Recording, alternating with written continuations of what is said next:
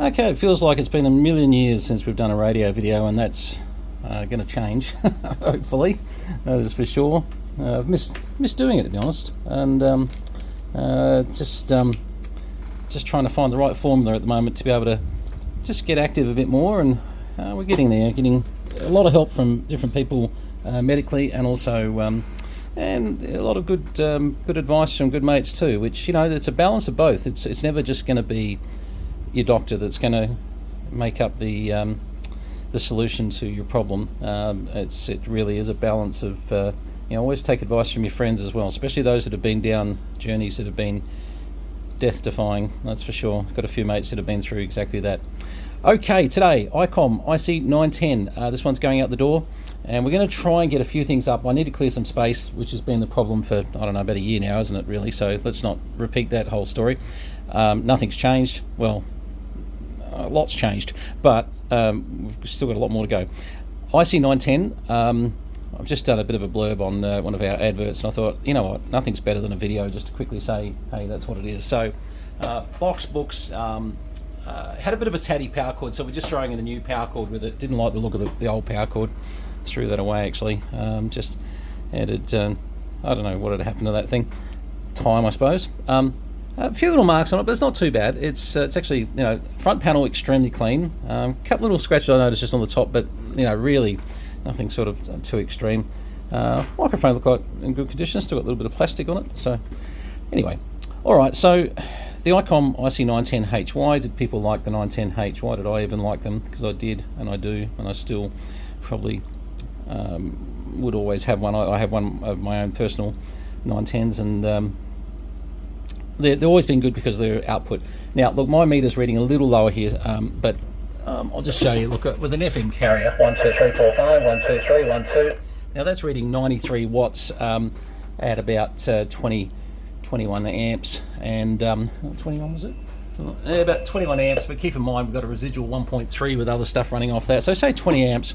Now, a couple of things to consider with 910s.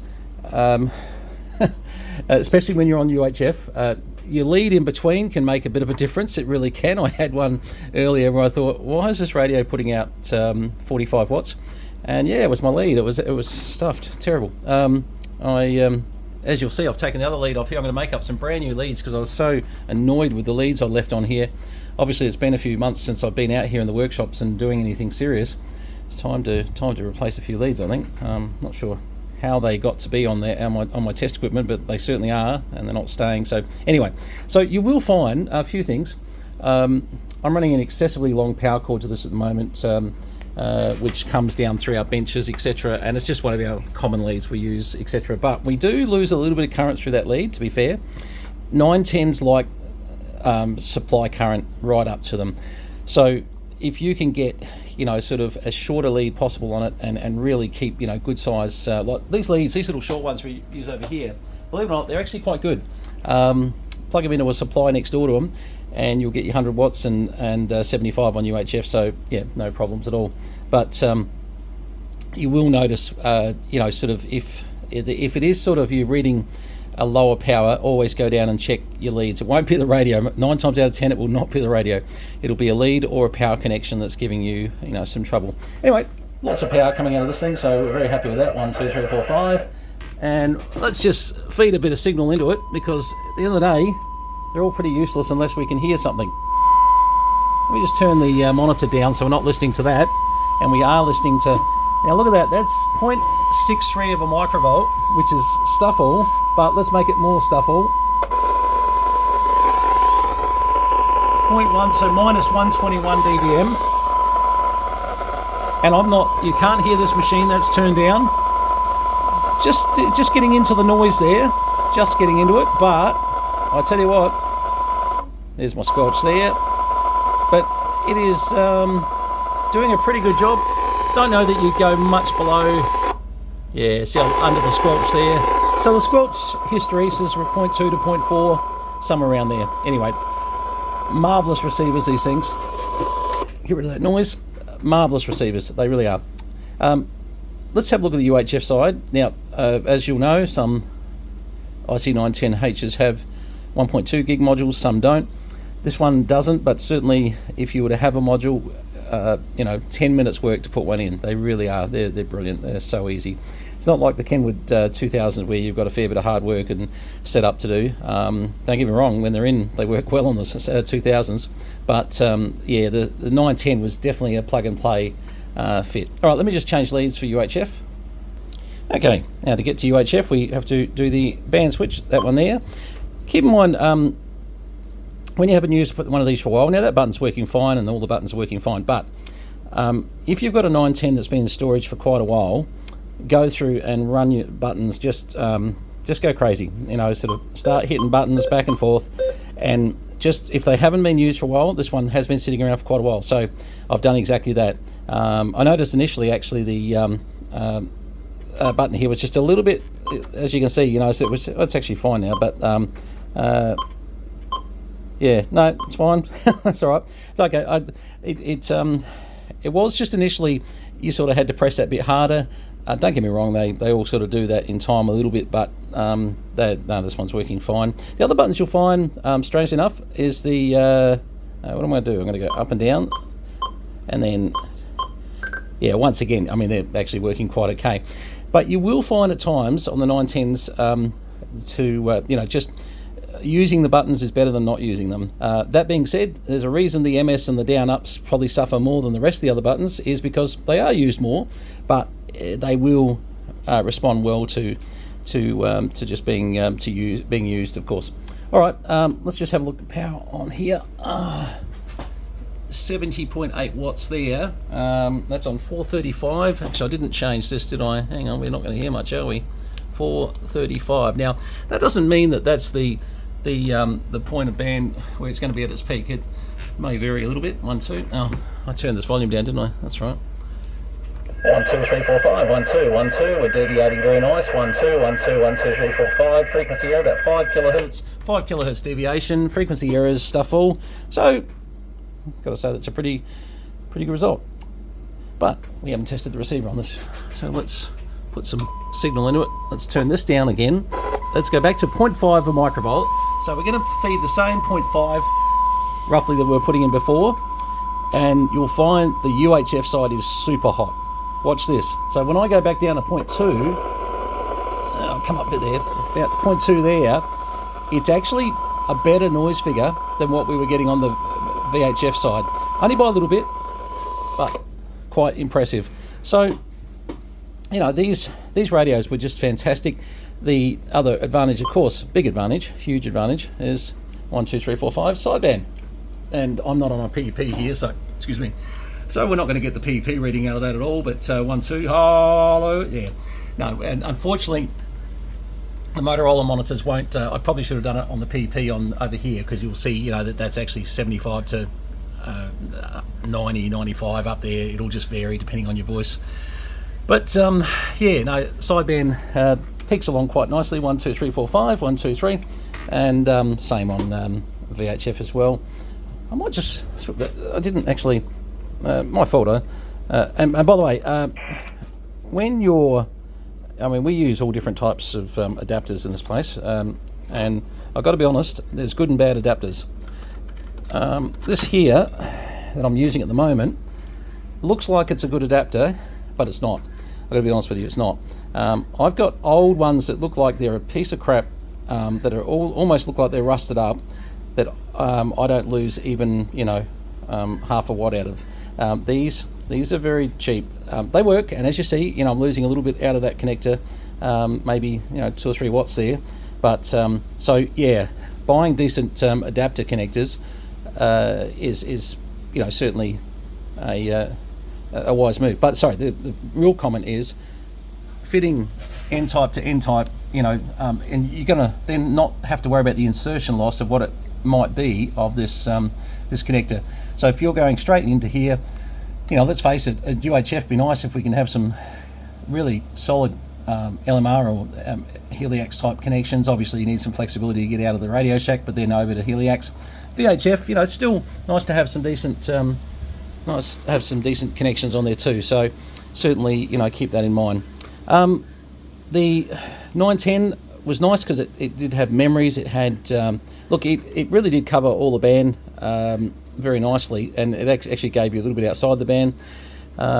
Someone asked me recently, and I don't mind saying this, they asked me recently, does it do 477 megs? And let me show you something. It does. Okay, it does. It gets up there. But here we go. Hang on, 477 megs. 476, 477. All right. Here's the problem. These things, you would almost have to make a choice, and trust me, you don't want to sit there trying to make this thing will draw. If you open the Mars mod and you run this thing without retuning it, this thing will draw heaps of current, trying to produce probably about 10 watts, maybe 12 watts of power at 476, 477 megs. It is getting incredibly hot to do that. Everything is wrong about the coupling and how the stage is working at that stage, and I must say, really bad idea. Now this one's not opened up to do transmit anyway, so that's, and I prefer them that way because people will try it on. They really will. They'll decide, oh well, yeah, well I know I'm drawing 20 amps and I'm getting 10 watts out, but you know my mate down the road can hear me. Yeah, well trust me, he won't hear you for long. I know.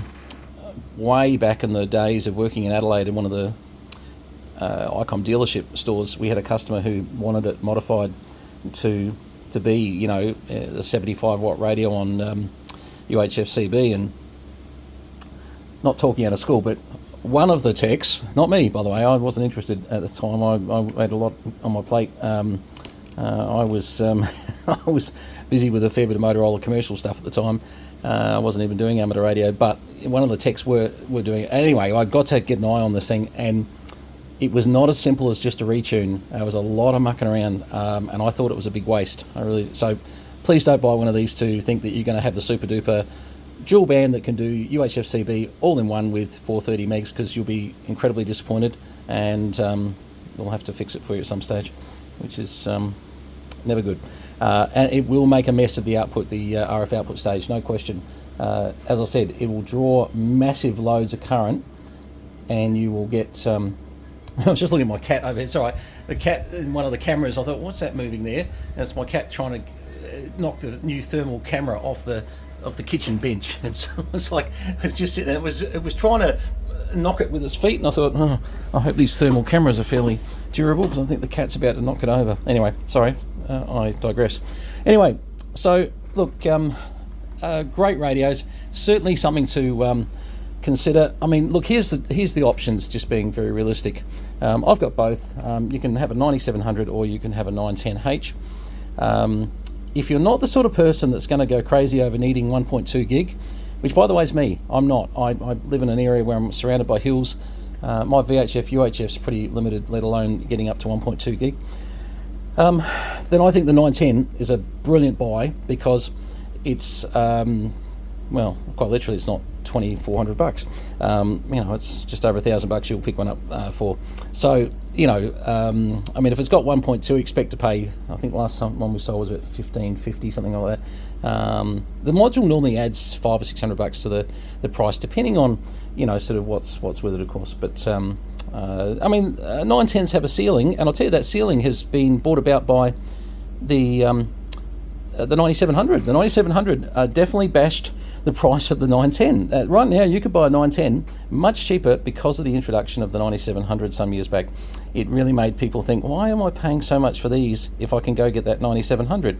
And then people realise, yeah, but if I'm not really into 1.2, it's a bit like the new 5 gig radio that's come out at 4995. Have a good think about whether you're going to use those bands. I know for a fact that that little IC705 looking thing that you know, looks wonderful would not get much use on 5 gig up here with being surrounded by hills. And I can show you that because I've got open at the moment. Look at our view out here, and excuse we're building at the moment, but it's rainy, it's wet, it's terrible, but you can see hills. That we are surrounded by these hills. We're surrounded by water at the moment too. Anyway, that's okay. We're building. You gotta put up with that, don't you? Anyway, all right. Look, great radio. Certainly, you know, give us a call, email, PM, all those different things, and we can box it up, get off to you wherever you might be. there's a stack of stuff coming up. Seriously, there is. I have not sold a thing for so long it's not funny, and I believe me, it's just a bit of an update. We're going to sell it all. Absolutely going to sell it all. I was convinced that what's the point? Look, my diagnosis is not brilliant. A lot of you know that it's not good at all. But just a very good friend of mine down in Melbourne started talking to me. He should be billing me for psychiatric bills, I think, but quite seriously, but just leveling out. Hey, we all know that you needed to get rid of some stuff. You had too much bloody stuff, no question. But he said, I want you to consider quality of life, and no matter how long you live, he said, don't worry about it. It'll all take care of itself when it's. I feel bad leaving that on 477, by the way. And basically, I'm back there again. Made me really understand that. Seriously, it is. I'm not selling everything. By the way, I was never selling everything anyway, but I'm not selling anywhere near as much as I thought I would. I'm going to keep that museum building going. I'm going to be a little bit disciplined in how I do that, which means a whole lot of stuff's still got to go. But we're certainly not giving up just yet. And hey, if I go missing and you're at my funeral, go see Sam and say, hey, Brenton promised me, the IC-910H. I think there's about 15 people will be going to Sam at the funeral to say he promised them that. But you know what? When I'm not here, that's the deal. This gear, has no value to me when I'm gone, does it? But it has value right now in the fact, use it, play with it, etc., etc. It's actually given me a little bit of inspiration to play a little more, to go back to playing versus, as you know, I'm commercially in the market, have been for years, and even though I'm retired these days and, going through a lot of sagas, the fact is that let's all go out enjoying the hobby, remembering that it's sort of what paid for it. A lot of us, this hobby paid for our lives. We got trades which were in the area of, radio and electronics, etc. I've got so many mates who have made absolutely squillions, out of electronics. It's been a great path to take. So anyway, my goal is to not be so not concentrating so much on the money, but just if it's sitting around and we don't need it here, sure, it can go. But you know what? If it's something I still wanted to have a bit of a play with, we'll keep it on the shelves in the museum. And there's a lot of items like that. There's lots. So but anyway, we'll keep you updated with more videos. We'll try and get a bit more active again. We've got a fair way to catch up at the moment. We've got literally probably 90 or 100 radios which you haven't seen yet. Some of them even Australia hasn't seen. I can tell you now there's some models which we've been trying to, like little things like I've got to make a power cord for one of them. It's an old Norwegian radio. It's not old, but it's 1980s Norwegian amateur radio. It's not even here. I was just seeing if it's on one of the shelves here. No. Anyway, there'll be a lot of stuff like that. It'll be sort of interest to people just to say, hey, that's a bit different. And we'll try and get them onto a video. All right, all the best, 73s. Sing out if you want a 910H, and keep an eye out for the rest. Cheers all. Have a great day.